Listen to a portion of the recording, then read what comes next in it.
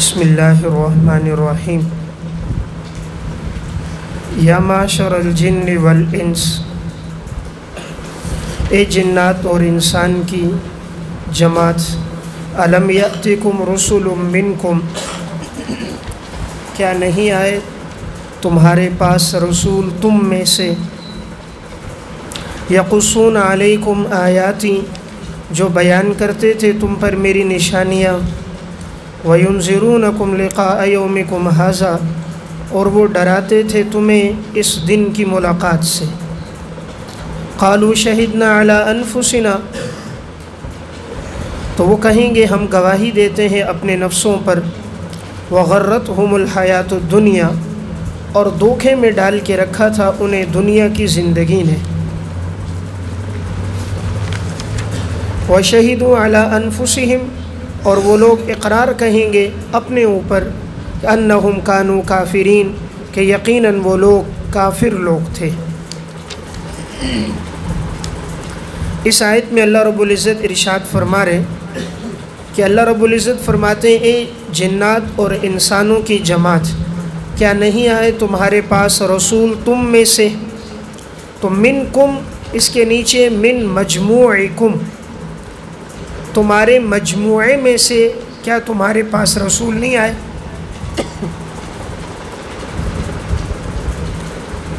اب یہاں یہ سوال یہ ہے، کیا رسول جنات میں سے بھی آئے ہیں یا صرف انسانوں میں سے آئے ہیں؟ پہلا قول یہ ہے کہ تمام رسول جتنے بھی آئے وہ انسانوں میں سے ہی آئے، جنات میں سے کوئی رسول نہیں آیا۔ دوسرا قول یہ ہے کہ انسانوں میں سے بھی رسول آئے اور بعض جنات میں سے بھی رسول آئے۔ اور تیسرا قول یہ ہے کہ جنات میں رسول تو نہیں آئے، البتہ وہ رسولوں کے قاصد بن کر رسولوں کی بات اپنی قوم کے لوگوں تک پہنچاتے تھے۔ یہ بات راجح ہے کہ رسول تو صرف اور صرف آئے انسانوں میں سے، لیکن جنات میں سے بعض ایسے تھے جو قاصد بن جاتے اور پھر دین کی اس دعوت کو اپنے دیگر جنات تک پہنچاتے تھے۔ تو اس اعتبار سے کہا کیا رسول نہیں آئے تم میں سے جو بیان کرتے تھے تمہیں ہماری آیات، اور وہ ڈراتے تھے تمہیں اس دن کی ملاقات سے، یعنی قیامت کے دن کی ملاقات سے وہ تمہیں ڈراتے تھے۔ قالوا شہدنا، تو وہ گواہی دیں گے کہ ہم اپنے نفسوں پہ گواہی دے رہے ہیں، یعنی مجرم کہیں گے کہ ہم اپنے اوپر گواہی دیتے ہیں۔ وغرتهم الحیات الدنیا سبب ضلال، کہ ان کو دنیا کی زندگی نے دھوکے میں ڈال کے رکھا تھا، اور وہ گواہی دیں گے اپنے اوپر کہ یقیناً وہ لوگ کفر کرنے والے تھے۔ ذالک ان لم یکن ربک مہلک القری، حکمت ارسال الرسل،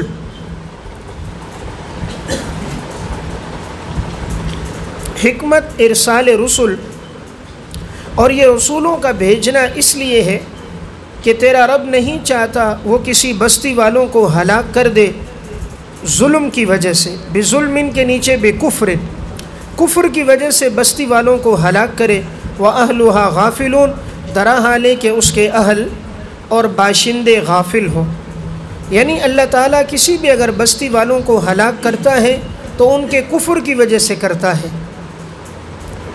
چونکہ ظلم سے مراد کفر ہے، ان الشرک لظلم عظیم، اور اللہ ہلاک نہیں کرتا جب کہ باشندے غافل ہوں، یعنی پہلے اللہ رسول بھیج کر انہیں متوجہ کرتا ہے، پہلے اللہ رسول بھیج کر انہیں متوجہ کرتا ہے، پھر بھی وہ ایمان نہ لائیں تو اللہ تعالیٰ پھر انہیں عذاب دیتا ہے۔ وَلِكُلٍّ دَرَجَاتٌ مِّمَّا عَمِلُوا، تفاوت درجات عاملین،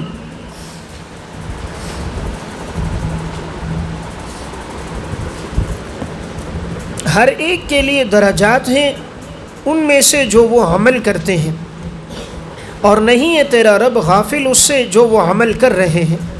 یعنی انسان دنیا میں جو بھی عمل کرتا ہے، نیکی کا ہو یا بدی کا ہو، خیر ہو یا شر ہو، اللہ تعالیٰ کسی سے غافل نہیں ہے، ہر عمل کا بدلہ انسان کو دے گا۔ وَرَبُّكَ الْغَنِيُّ ذُو الرَّحْمَةِ، تخویف دنیاوی، اور تیرا رب بے نیاز ہے، بے پرواہ ہے، ذو الرحمہ اور رحمت والا ہے۔ اِن یشاء یذہبکم، اگر وہ چاہے تو وہ ہلاک کر دے تمہیں، وَیَسْتَخْلِفْ مِن بَعْدِکُم مَا یشاء، اور جانشین بنا دے تمہارے بعد جس کو وہ چاہے۔ کما انشأکم من ذریۃ قوم آخرین، جیسے تمہیں پیدا کیا تھا دوسرے لوگوں کی نسل سے، جیسے تمہیں پیدا کیا تھا دوسرے لوگوں کی نسل سے۔ دیکھیں یہاں فرمایا کہ اللہ رب العزت بے نیاز اور بے پرواہ ہے۔ ساری کائنات بھی اگر اللہ کے مخالف ہو جائے اور معاذ اللہ کفر کر دے تب بھی اللہ کی سلطنت میں کوئی کمی نہیں آتی، اور وہ بڑی رحمتوں والا بھی ہے۔ ان یشاء یذہبکم، لکھیں یہ اثر غنا۔ اثر غنا کیا ہے؟ اگر وہ چاہے تو سب کو ہلاک کر دے، تو یہ اللہ تعالیٰ کی صفت استغنا ہے۔ وَيَسْتَخْلِفْ مِن بَعْدِكُم مَّا يَشَاءُ، یہ اثر رحمت ہے کہ اگر وہ چاہیں تمہارے بعد اور لوگوں کو جانشین بنا دے۔ اللہ کیسے جانشین بنائے گا؟ کہا جیسے اللہ نے تمہیں دوسرے لوگوں کی نسل سے پیدا کیا، تم پہلے والوں کے جانشین بنے، اسی طرح تمہارے بعد والے تمہارے جانشین ہوں گے۔ اِنَّمَا تُوعَدُونَ لَآتٍ، یقیناً تم سے جو وعدہ کیا جاتا ہے وہ آنے والی ہے، یقیناً وہ آنے والی ہے، بریکٹ میں قیامت یا عذاب، کہ تم سے جو وعدہ ہے یقیناً وہ آنے والا ہے، وہ عذاب کا وعدہ یا قیامت کا۔ وَمَا أَنْتُمْ بِمُعْجِزِينَ، اور نہیں ہو تم عاجز کرنے والے، یعنی جس وقت اللہ کا عذاب یا قیامت آئے گی تم لوگ اللہ کو عاجز نہیں کر سکتے، اس عذاب کو اپنے سے روک نہیں سکتے۔ قُلْ يَا قَوْمِ اعْمَلُوا عَلَى مَكَانَتِكُمْ، اے میری قوم تم عمل کرو اپنی اپنی جگہ، انی عامل، یقیناً میں بھی عمل کرنے والا ہوں، پس ان قریب تم جان لوگے۔ من تکون لہ عاقبۃ الدار، کہ کس کے لیے ہے اچھا انجام، اور یقیناً ظالم لوگ کامیاب نہیں ہوتے، یعنی تم جان لوگے اچھا انجام کس کے لیے ہے اور برا انجام کس کے لیے ہے، دونوں چیزیں تمہیں معلوم ہو جائیں گی۔ اور جو برا کام کرتے ہیں وہ ظالم ہے، اور ظالم نہ دنیا میں کامیاب ہوتا ہے اور نہ آخرت میں۔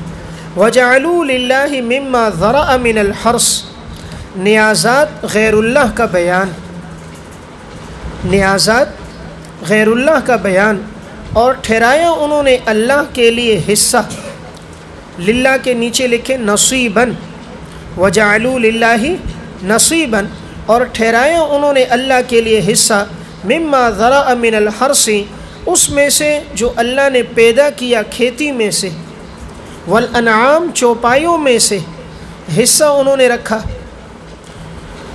نصیباً کے بعد ہے وَلِشُرَكَائِهِمْ نَصِيبًا، وَلِشُرَكَائِهِمْ نَصِيبًا، اور انہوں نے اپنے شرکاء کے لیے بھی حصہ رکھا۔ فَقَالُوا هَذَا لِلَّهِ بِزَعْمِهِمْ، پس وہ کہتے ہیں یہ حصہ اللہ کے لیے، یہ ان کے گمان کے مطابق، وَهَذَا لِشُرَكَائِنَا، اور یہ ہمارے شرکاء کے لیے۔ فَمَا كَانَ لِشُرَكَائِهِمْ، پس جو ان کے شرکاء کے لیے ہوتا ہے، فَلَا يَصِلُ إِلَى اللَّهِ، وہ نہیں پہنچتا اللہ تک۔ وَمَا كَانَ لِلَّهِ، اور جو حصہ اللہ کے لیے ہوتا ہے، فَهُوَ يَصِلُ إِلَى شُرَكَائِهِمْ، وہ پہنچ جاتا ہے ان کے شرکاء کو۔ سَاءَ مَا يَحْكُمُونَ، بہت برا ہے جو وہ فیصلہ کرتے ہیں۔ یعنی یہ جو مشرکین مکہ تھے، یہ لوگ نیازات جو کرتے تھے وہ غیر اللہ کے نام پر، یعنی نظر و نیاز اللہ کے نام پہ نہ رکھتے، غیر اللہ کے نام پہ رکھتے، جانوروں کو وقف غیر اللہ کے نام پر، مال خرچ کرتے غیر اللہ کے نام پر، کھیتیاں غیر اللہ کے نام پر۔ اور ان کا ایک عقیدہ کیا تھا کہ ان یہ کہتے یہ حصہ اللہ کے لیے اور یہ والا پیداوار کا حصہ ہمارے شریکوں کے لیے۔ اور پھر ان کا نظریہ تھا کہ اگر اللہ رب العزت کے حصے میں شرکاء کا حصہ آ جائے تو وہ ادھر جانے نہیں دیتے تھے، کہتے تھے نہیں یہ شرکاء کا حصہ، اس کو الگ کر دو، اور اگر اللہ کا حصہ شرکاء میں آ جائے تو کوئی حرج کی بات نہیں ہے۔ شرکا کا حصہ اگر اللہ کے حصے میں آ گئے تو فوراً الگ کرتے، یعنی گویا شرکا کے درجے کو اللہ کے درجے سے انہوں نے بڑھا دیا۔ تو یہی بات ہے فقالوا ھذا للہ بزعمہم، کہ یہ جو ہے ان کے گمان کے مطابق یہ قید اس لیے لگائی، یہ اللہ کا حکم تو نہیں تھا، یہ اللہ کے رسول کا نہیں تھا، یہ تقسیم ان کی اپنی تھی، اپنی اختراعی تقسیم تھی کہ یہ اللہ کے لیے اور یہ شرکا کے لیے، وَهَذَا لِشُرَكَائِنَا، اور یہ ہمارے شرکا کے لیے، پس نہیں پہنچتا تھا ان کے شرکا کے لیے فَلَا يَصِلُ إِلَى اللَّهِ، پس نہیں پہنچتا وہ جو اللہ کے لیے ہے، وَمَا كَانَ لِلَّهِ، اور جو اللہ کے لیے ہوتا وہ پہنچ جاتا ان کے شرکا کو، یعنی اللہ کا حصہ شرکا کو دیتے اور شرکا کی طرف اللہ کا حصہ آ جاتا تو کہتے نہیں سَاءَ مَا يَحْكُمُونَ، بہت برا ہے جو یہ فیصلہ کرتے۔ وَكَذَلِكَ زَيَّنَ لِكَثِيرٍ مِّنَ الْمُشْرِكِينَ قَتْلَ أَوْلَادِهِمْ، اور اسی طرح مزین کر دیا بہت سارے مشرکین کے لیے اولاد کے قتل کرنے کو۔ کس نے مزین کیا؟ فاعل آگے ہے شرکاؤہم، یہ فاعل ہے، قتل اولادہم مفعول ہے، کہ مزین کر دیا ان کے شرکا نے ان کی اولاد کے قتل کرنے کو ان مشرکین کے لیے، کیوں؟ لیردوہم، تاکہ وہ ہلاک کر دیں انہیں، وَلِيَلْبِسُوا عَلَيْهِمْ، تاکہ خلط ملط کر دیں ان پر ان کا دین، تاکہ خلط ملط کر دیں ان پر ان کا دین۔ وَلَوْ شَاءَ اللَّهُ مَا فَعَلُوا، اگر اللہ تعالیٰ چاہتا تو یہ لوگ یہ کام نہ کرتے۔ فَذَرْهُمْ وَمَا يَفْتَرُونَ، چھوڑ دو انہیں اور یہ جو افترا کر رہے ہیں۔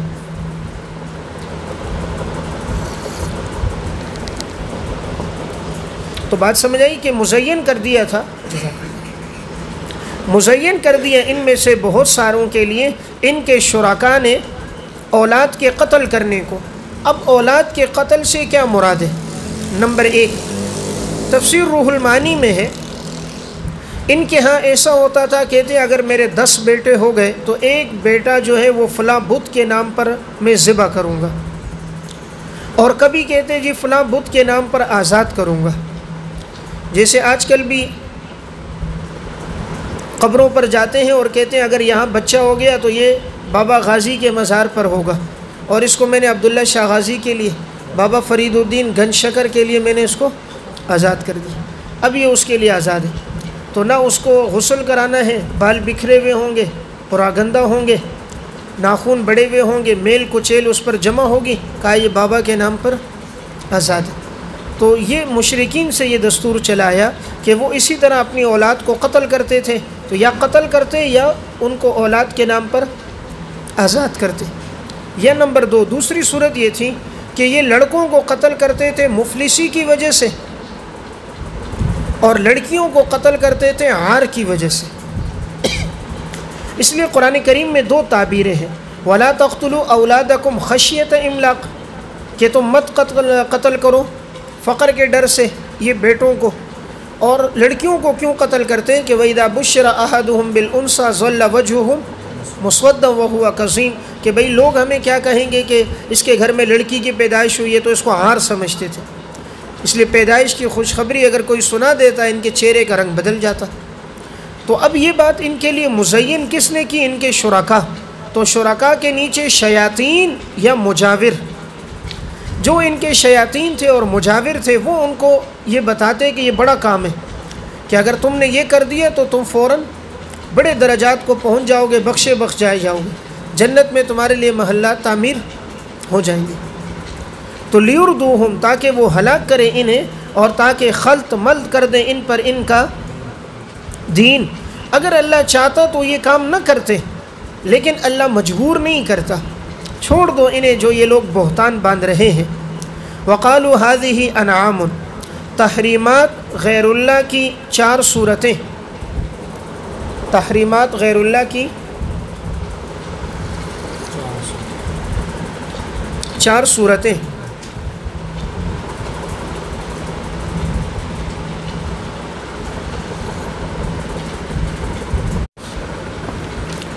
وقالوا هذه انعام، اور کہتے ہیں کہ یہ چوپائے، وحرث، اور یہ کھیتی، ہجرن ممنوع ہے، یہ چوپائے اور یہ کھیتی ممنوع ہے۔ لا یطعمها الا من نشاء، سورت نمبر 1، نہیں کھا سکتا اسے مگر وہ جس کے لیے ہم چاہیں، ان کے گمان کے مطابق۔ اب اس کے نیچے لکھیں مرد یا مجاور، مرد یا مجاور۔ وَأَنْعَامٌ حُرِّمَتْ ظُهُورُهَا،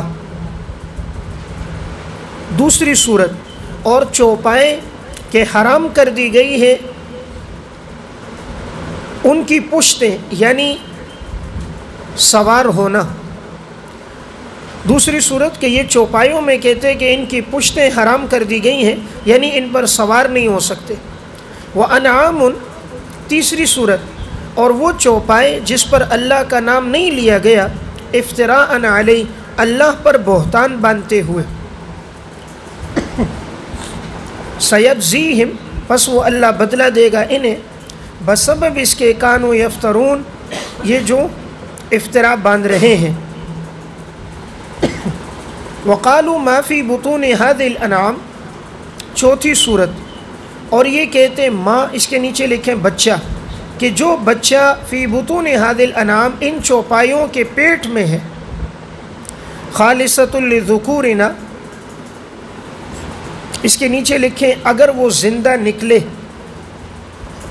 تو وہ ہمارے مردوں کے لیے ہے۔ وَمُحَرَّمٌ عَلَىٰ أَزْوَاجِنَا، اور وہ حرام ہے ہماری عورتوں پر۔ وَإِن يَكُن مَيْتَةً، اور اگر بچہ ہو مرا ہوا، فَهُمْ فِيهِ شُرَكَاء، تو پس یہ ہوتے اس میں مرد اور عورت شریک، پس یہ ہوتے اس میں مرد اور عورت شریک۔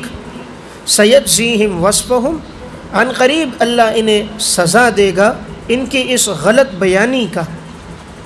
وصفہم، ان کی غلط بیانی کے اللہ تعالیٰ انہیں سزا دے گا، اور یقیناً اللہ حکمتوں والا ہے، جاننے والا ہے۔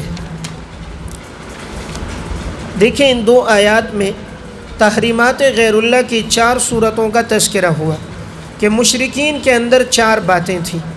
سب سے پہلی بات یہ تھی کہ وہ کہتے کہ یہ کھیتی اور یہ چوپائے ممنوع ہے، یعنی یہ کھیتی مت کھاؤ اور ان چوپائیوں کو مت استعمال کرو، نہ دودھ پیو نہ گوشت کھاؤ، اس لیے کہ وہ غیر اللہ کے نام پر ہوتے۔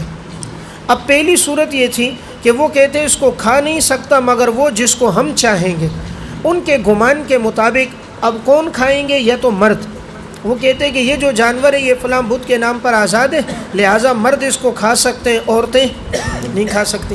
یا اس کو صرف مجاور کھائیں گے، جو اس بت کی خدمت کرتے ہیں، اپنے خدا پہ کپڑا مارتے ہیں اور خدا کو صاف ستھرا رکھتے ہیں اور خدا کی حفاظت کرتے ہیں، تو یہ مجاور کھائیں گے۔ نمبر 2، وہ یہ کہتے تھے کہ ان جانوروں کی سواری حرام ہے، کہ اس پر کوئی سوار نہ ہو، اس لیے کہ یہ فلاں بت کے نام پر آزاد ہے۔ تو اگر کوئی سوار ہوتا کہتے بھائی بچو، ایسا نہ ہو کہیں اس کی بددعا نہ لگ جائے تمہیں۔ آج بھی کہتے نا کہ بھئی ان کے بارے میں کچھ نہ کہو، ان کا خیرہ بددعا تمہیں لگے گی، نسلیں تباہ ہو جائیں گی۔ جو خود دین پر نہیں ہے ان کی بددعائیں نہیں لگتی۔ جو خود آدمی دیندار ہو، مخلص ہو، متبع سنت ہو، سنت کی پیروی کرے، اس کی بددعا کا ایک اثر ہے۔ اور ایک آدمی بدعتی ہے، کفر اور شرک میں زندگی گزار رہا ہے، اس کی بددعا نہیں لگتی، بددعا بھی حق پہ لگتی۔ اللہ تعالیٰ بھی کوئی ناسمجھ تو نہیں، کوئی بھی ایرا غیرہ بددعا کرے اور اللہ اس کو لگا دے، اللہ فیصلہ حق پہ کرتا ہے۔ تیسری صورت کیا ہے کہ وہ چوپائے جس پر اللہ کا نام نہیں لیا گیا، تو یہ اللہ پر بہتان باندھتے تھے اور اس کو بھی ذبح کرتے وقت اللہ کا نام نہ لیتے، کہتے یہ اللہ نے اجازت دی ہے کہ اگر یہ بت کے نام پر ہے تو اسی کے نام پہ ذبح کرو، تو اللہ پہ جھوٹ باندھتے، غیر اللہ کے نام پہ ذبح کرتے۔ اللہ تعالیٰ فرما رہے ہم ان کو اس کا بدلہ دیں گے جو انہوں نے اللہ پر جھوٹ باندھا ہے۔ اور چوتھی صورت کہ اگر ان چوپایوں کے پیٹ میں کوئی بچہ ہوتا تو اگر زندہ نکلتا تو کہتا یہ تو مردوں کا حصہ ہے اور یہ عورتوں پر حرام ہے، مرد اس کو کھائیں گے، عورتیں نہیں کھا سکتی۔ اور اگر وہ بچہ مردہ نکل آتا فَهُمْ فِيهِ شُرَكَاء، تو مرد اور عورت سب اس میں شریک ہوں گے۔ اللہ تعالیٰ فرماتے ہیں عنقریب ہم ان کو سزا دیں گے ان کے اس غلط بیانی کا۔ اللہ تعالیٰ اب سزا دیتا کیوں نہیں ہے؟ یہ لوگ اللہ پر اتنا بہتان باندھ رہے ہیں، کہا انہو حکیم، اس کے ہر کام میں حکمت ہے۔ وہ اگر سزا کو مؤخر کرتا ہے حکمت ہے تاکہ یہ لوگ توبہ کر دیں، کل یہ نہ کہیں ہمیں مہلت اور ڈھیل نہیں دی گئی ورنہ ہم اپنے گناہ سے باز آ جاتے ہیں۔ اور یقیناً اللہ علیم ہے، ان کی ساری حرکتوں کو اور سارے کرتوتوں کو اللہ جانتا ہے۔ دیکھیں اسلام نے عورت کو کتنا حق دیا۔ مشرکین مکہ کیا کہتے؟ جو زندہ بچہ وہ مردوں کا، جو مر گیا اس میں مرد عورت سب شریک ہے۔ میراث مردوں کی عورتوں کی نہیں، اور عورتوں کو کوئی حصہ وہ لوگ نہیں دیتے۔ عورتوں کی منڈیاں لگتی تھیں، خرید و فروخت ہوتی تھی۔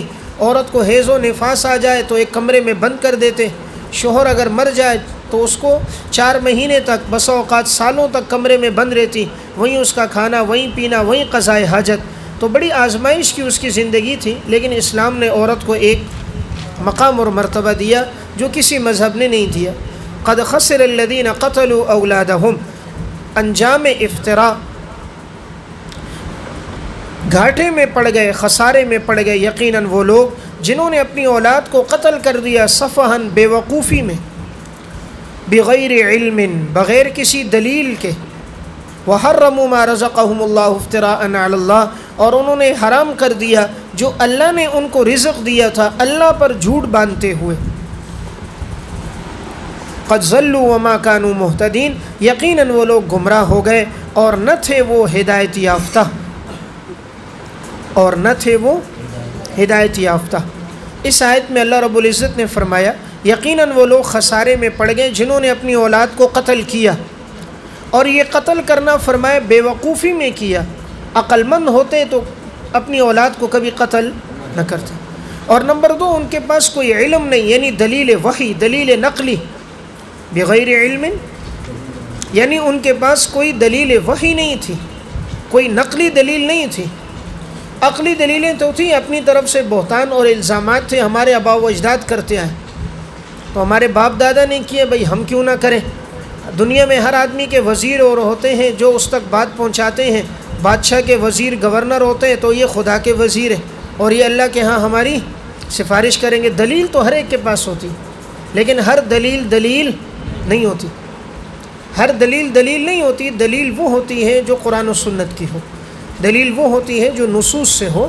اس سے ہٹ کر کوئی آدمی اگر دلیل دیتا ہے جو نصوص کے خلاف ہو تو اس کا اعتبار نہیں۔ اور حرام کر دیا انہوں نے اپنے اوپر جو اللہ نے ان کو رزق دیا تھا، اللہ پر جھوٹ باندھا، کہتے ہیں یہ اللہ نے حرام کیا، حالانکہ انہوں نے خود اپنے اوپر حرام کیا، غیر اللہ کے نام پر اس کی نظر مان لی۔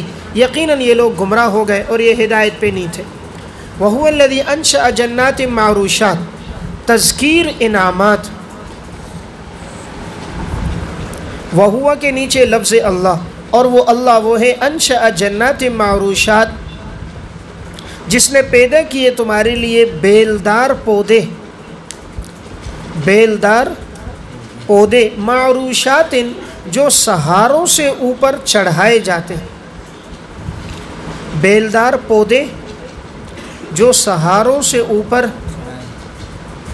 چڑھائے جاتے ہیں، وغیر معروشات، اور وہ جو سہاروں کے بغیر بلند ہوتے ہیں، جو سہاروں کے بغیر بلند ہوتے ہیں، والنخل والزرع، اور اللہ نے پیدا کیا تمہارے لیے کھجور کو، کھیتی کو، مختلفاً اکلہ، مختلف ہیں ان کے پھل کھانے میں،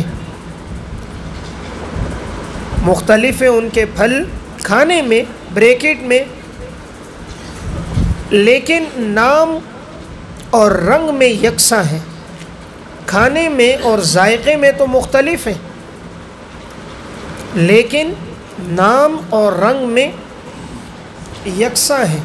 اور پیدا کیے تمہارے لیے زیتون کو، انار کو، متشابہن ملتے جلتے، وغیر متشابہ اور ملتے جلتے نہیں ہیں، تو ملتے جلتے ہیں بریکٹ میں نام اور رنگ میں، اور ملتے جلتے نہیں ہیں بریکٹ میں ذائقے میں۔ کلوا من ثمرہ اذا اثمر، کھاؤ ان پھلوں میں سے کہ جب وہ پھل آئیں، وآتوا حقہ یوم حصادہ، اور تم دے دو اس کا حق کٹائی کے دن، ولا تسرفوا، اور تم اسراف نہ کرنا، اور یقیناً اللہ اسراف کرنے والوں کو پسند نہیں کرتا۔ دیکھیں اس آیت میں اللہ تعالیٰ نے اپنے انعامات کا تذکرہ فرمایا کہ اللہ وہ ہے جس نے تمہارے لیے پیدا کیا بیلدار پودے۔ اب ان کی دو قسمیں، ایک وہ پودے ہیں معروشات جو سہاروں سے اوپر ہوتے ہیں، اور ایک وہ ہے جو بغیر سہارے کے خود اوپر ہوتے ہیں۔ آپ نے دیکھا ہے بعض مثلاً اب یہ انگور کے ہیں، اور اسی طرح گھروں کے اندر بعض پودے ہوتے ہیں کہ وہ ان کے جو تنا ہوتا ہے وہ سخت نہیں ہوتا، اس کو اوپر کرنے کے لیے کوئی سہارا لیتے ہیں، تو کوئی کسی رسی کے ساتھ اوپر باندھ دیتا ہے، کوئی لکڑی بیچ میں کھڑی کر دیتا ہے، لکڑی کے ساتھ لپیٹ کر اس کو اوپر کر دیتا ہے، یا بسا اوقات گھر کی تزئین کے لیے کوئی گرلوں پر اسے لگا دیتے ہیں، دیواروں پہ لگا دیتے ہیں۔ تو بعض پودے ایسے ہیں کہ جسے تم بلند کرتے ہو سہاروں پر، اور بعض ایسے ہیں جو بغیر سہارے کے کھڑے ہوتے ہیں، وہ درخت جو اپنے تنے پر کھڑے ہوں۔ تو جو اپنے تنے پر خود کھڑے ہیں، جیسے کھجور کا درخت کھڑا ہے، ناریل کا درخت کھڑا ہے، آم کا درخت کھڑا ہے، سیب کا درخت ہے، یہ خود بخود کھڑا ہے، تو اللہ تعالیٰ دونوں کے انعامات بیان کر رہا ہے۔ ہم نے بعض ایسے لگائے کہ جنہیں تم اپنی مرضی سے جہاں لے جاؤ لے جاؤ۔ دیکھیں اگر ہر درخت تنے پر کھڑا ہوتا تو انسان اپنی مرضی سے اس کو اپنے گھر میں دائیں بائیں تزئین نہ کر سکتا، تو اللہ تعالیٰ نے اس کو عام رکھا تاکہ انسان جہاں اس کی شاخوں کو، اس کے پھولوں کو، پتوں کو لے جانا چاہے لے جا سکتا ہے، اور بعض کو بالکل سیدھا رکھا تاکہ حسن و جمال باقی رہے۔ تو کہا وہ اللہ جس نے تمہارے لیے بیلدار پودے کیے جو سہاروں سے اوپر چڑھائے جاتے ہیں، اور وہ بھی پیدا کیے معروشات، اس میں مفعول کا صیغہ ہے، جو بغیر سہاروں کے خود بخود بلند ہوتے ہیں۔ یہ ترجمہ زیادہ واضح۔ عموماً اس کا ترجمہ یہ بھی ہوتا ہے کہ وہ درخت جو چھتریوں پہ چڑھائے جاتے ہیں اور وہ جو بغیر چھتریوں کے چڑھائے جاتے ہیں، یعنی چھتری بھی وہی لفظ کہ چھتری لگا لیتے انسان کوئی بھی لکڑی وغیرہ، اور اس کے اوپر ان کے پھولوں کو اور پتوں کو گھما دیتا ہے، تو گویا وہ بمنزل چھتری کے ہوتا ہے۔ اور اللہ نے پیدا کی تمہارے لیے کھجوروں کو اور کھیتی کو کہ مختلف ہیں ان کا ذائقہ، اور اللہ نے زیتون اور انار کو ملتے جلتے ہیں وہ ناموں میں، اور لیکن ملتے جلتے نہیں ہیں وہ ذائقے میں۔ تم کھاؤ ان پھلوں میں سے جب وہ پھل آ جائیں، اذا اسمرا، جب وہ پھل آئیں اور وہ پھل پک جائیں۔ معلوم ہوا موسم کا پھل جب پک کر آئے پہلے اسے کھانا چاہیے۔ ایک تو وہ پھل ہیں جو ہمارے ہاں کاربیٹ میں پک کے آتے ہیں، وہ تو نقصان دہ ہے۔ اللہ اس پھل کے بارے میں کہہ رہا ہے کہ جو خود پھل درخت پر پک کر آئے تو وہ پھل تم کھاؤ، اور دوسری بات تم کٹائی کے دن اس کا حق دے دو۔ کٹائی کے دن حق دو مراد عشر دو، کٹائی کے دن حق دو یعنی مراد عشر دو، یا بعض نے لکھا ہے اس سے صدقہ کرنا مراد ہے، یعنی جب آدمی اپنی فصل کاشت کرے تو جو غریب مسکین آ جائیں انہیں بھی کچھ نہ کچھ صدقہ دے دو۔ اور دوسرا حکم یہ ہے کہ نہیں، اس سے مراد کیا ہے؟ عشر مراد ہے۔ جو حضرات قائل ہیں اس کے کہ عشر مراد ہے، پھر سوال یہ ہوتا ہے یہ صورت تو مکی ہے اور عشر کے جتنے احکامات ہیں وہ آئے مدینہ میں، اس لیے وہ فرماتے ہیں اس سے نفلی صدقہ مراد ہے۔ دوسری رائے یہ ہے کہ حکم پہلے آ گیا تھا لیکن اس حکم کا نفاذ مدینے میں ہوا، اور یا یہ کہا جائے یہ حکم مقرر آیا، مکہ میں بھی آیا اور مدینہ میں بھی آیا، یا تو یہ حکم مقرر آیا۔ تو راجح بات کیا ہے کہ وجوب تو مکہ میں ہوا لیکن تفصیلات مدینے میں آئیں۔ راجح بات کیا ہے کہ عشر کا وجوب تو مکہ میں ہوا اور تفصیلات مدینہ میں آئیں۔ اور یہاں یہ بھی معلوم ہوا کہ بہتر کیا ہے کٹائی کے دن انسان دے دے، بس اوقات جب وہ گھر میں رکھ لیتا ہے ذخیرہ کرتا ہے تو پھر دینے کی توفیق نہیں ملتی، تو ہاتھوں ہاتھ آدمی نیکی کا کام کر لے، اس میں تاخیر نہ کرے۔ ولا تسرفوا، تم اسراف نہ کرو۔ اسراف سے کیا مراد لکھیں؟ لا تشرکوا الاصنام فی الحرث والانعام،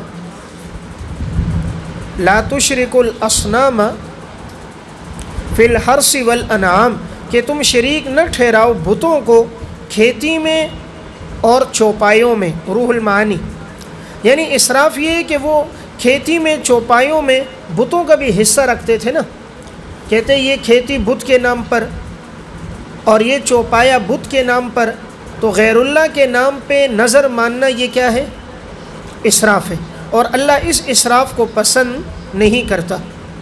وَمِنَ الْأَنْعَامِ حَمُولَةً، واو سے پہلے ہے انشأ، اور اللہ نے پیدا کیے چوپایوں میں سے حمولتاً بوجھ اٹھانے والے، وفرشن اور زمین سے لگے ہوئے، بوجھ اٹھانے والے اور زمین سے لگے ہوئے، بریکٹ میں یعنی جن کا قد چھوٹا ہے،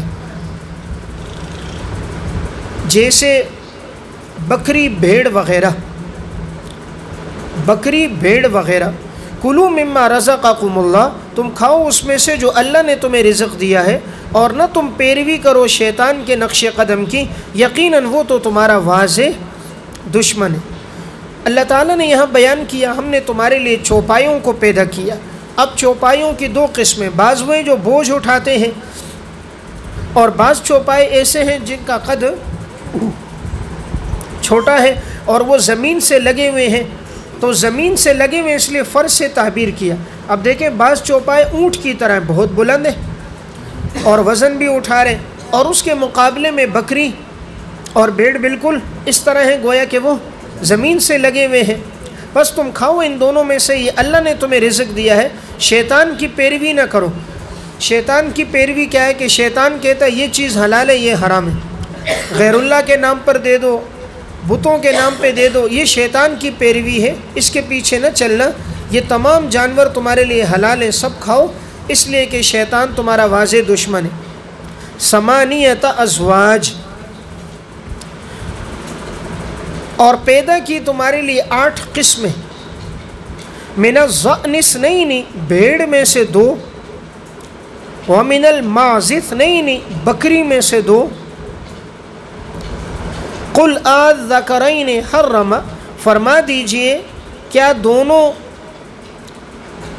نر اور مادہ، حرم ام الانثیین، اللہ نے حرام کیا ہے؟ فرما دیجئے کیا دونوں حرام کیا اللہ نے، مذکر کو ام الانثیین یا مؤنث کو، ام مشتملت علیہ ارحام الانثیین، یا وہ بچہ جو کہ دونوں ماداؤں کے رحم میں موجود ہے، یا وہ بچہ ارحام الانثیین جو دونوں ماداؤں کے رحم میں موجود ہے۔ نبئونی بعلم، تم مجھے خبر دو علم کے ساتھ، نیچے دلیل نقلی، اگر تم لوگ اپنے دعوے میں سچے ہو۔ ومن الابل اثنین، اور اونٹوں میں سے 2، ومن البقر اثنین، گائے میں سے 2۔ قل الذکرین حرم، فرما دیجئے کیا ان دونوں کے مذکر کو اللہ نے حرام کیا ہے، ام الانثیین، یا ان دونوں کے مؤنث ماداؤں کو اللہ نے حرام کیا ہے، ام مشتملت علیہ ارحام الانثیین، یا وہ بچہ جو کہ دونوں ماداؤں کے رحم میں موجود ہے۔ ام مشتملت کفاعل ارحام الانثیین، یا وہ بچہ جو ان دونوں ماداؤں کے رحم میں موجود ہے۔ ام کنتم شہداء اذ وصاکم اللہ بہذا، کیا تم حاضر تھے جب اللہ نے تمہیں حکم دیا اس کا؟ کیا تم حاضر تھے جب اللہ نے تمہیں اس کا حکم دیا؟ تو ام کنتم عنوان ہے مطالبہ دلیل وحی۔ فمن اظلم ممن افترا، زجر، اس شخص سے بڑا ظالم کون ہے جو اللہ پر جھوٹ باندھے تاکہ وہ لوگوں کو گمراہ کر دے بغیر علم کے، وہی بغیر دلیل وحی کے۔ یقیناً اللہ تعالیٰ ظالم قوم کی رہنمائی نہیں کرتا۔ اس آیت میں جو ثمانیۃ ازواج ہے، لکھیں یہ بدل ہے حمولۃ و فرشا سے، یہ بدل ہے حمولۃ و فرشا سے۔ اوپر کہا نا کہ چوپایوں کی قسموں میں سے، تو اب وہ چوپایوں کی تفصیل یہ آ رہی ہے کہ چوپائے کون کون سے اللہ نے پیدا کیے، تو کہا 8 قسمیں اللہ نے پیدا کی۔ اب دیکھیں 8 قسمیں کس طرح، سنیں 8 قسمیں اس طرح: نمبر 1 بھیڑ میں سے 2 یعنی دمبا اور دمبی، اور نمبر 2 بکری میں سے 2 بکرا اور بکری، اور نمبر 3 اونٹ میں سے 2 اونٹ اور اونٹنی، اور نمبر 4 بیل میں سے 2 یعنی بیل اور گائیں۔ تو یہ کل ہو گئے 8۔ تو یہ 8 اللہ رب العزت نے پیدا کیے ہیں۔ السلام علیکم۔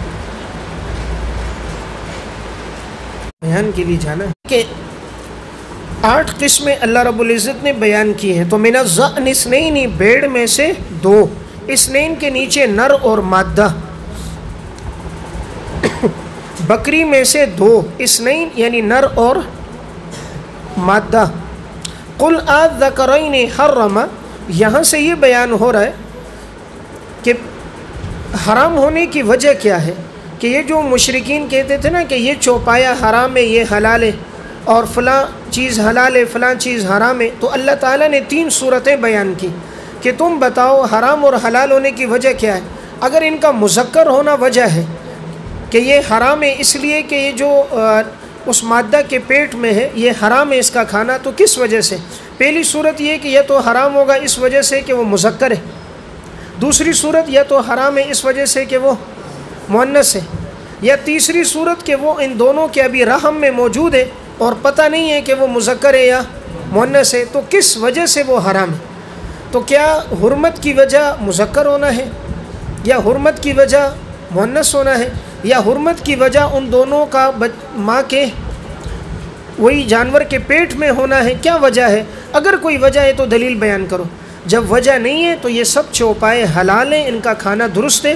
اب وہ جیسے یہ کہنا ماقبل میں بات گزری کہ پیدا ہو گیا زندہ تو مردوں کے لیے اور مر گیا تو سب شریک ہوں گے، یا مرد کھائیں گے عورتیں نہیں کھائیں گی، یا یہ فلاں بت کے نام پر ہے یہ فلاں کے لیے نہیں، یہ جو ساری تقسیمات ہیں یہ باطل ہیں۔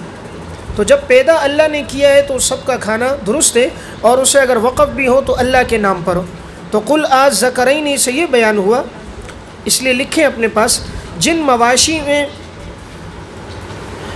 مویشیوں میں تم تحلیل و تحریم کر رہے ہو اس کی وجہ کیا ہے؟ مذکر ہونا یا مؤنث ہونا یا ماداؤں کے رحم میں ہونا؟ دیکھیں اب قل اذکرین فرما دیجئے کیا دونوں نر، حرم کا فاعل اللہ ہے، کیا دونوں نر اللہ نے اس کو حرام کیا ہے، یا دونوں ماداؤں کو اللہ نے حرام کیا ہے؟ یا تیسری صورت، یا جن پر دونوں ماداؤں کے رحم جن پر مشتمل ہے، یعنی وہ بچہ جو دونوں ماداؤں کے رحم میں ہے۔ اگر کوئی دلیل ہے تو بیان کرو، یعنی کوئی دلیل ہے، تم دعوے میں سچے ہو تو وہ دلیل بیان کرو۔ اسی طرح اونٹوں میں سے 2 نر اور مادہ، گائے میں سے 2 یعنی نر اور مادہ، فرما دیجئے کیا دونوں مذکر اللہ نے حرام کیے ہیں یا دونوں مؤنث، یا وہ کہ جو ان دونوں ماداؤں کے رحم پر مشتمل ہے؟ ام کنتم شہداء، کیا تم لوگ حاضر تھے جب اللہ نے تمہیں اس کا حکم دیا؟ اس سے بڑا ظالم کون ہوگا جو اللہ پر جھوٹ باندھے؟ جب اللہ نے حکم نہیں دیا تم اللہ پہ جھوٹ باندھ رہے ہو، اور جھوٹ بھی کس لیے باندھ رہے ہو؟ لیضل الناس، تاکہ لوگوں کو گمراہ کرو۔ تو دیکھو، ایک اللہ پہ جھوٹ باندھنا، نمبر 2 گمراہی کے لیے باندھنا، اور نمبر 3 بغیر علم بغیر دلیل وحی کے باندھنا۔ تو گناہ کتنے ہو گئے؟ 3۔ تو اب یقیناً ایسے جو ظالم لوگ ہوں گے کبھی بھی اللہ ان کی رہنمائی نہیں کرے گا۔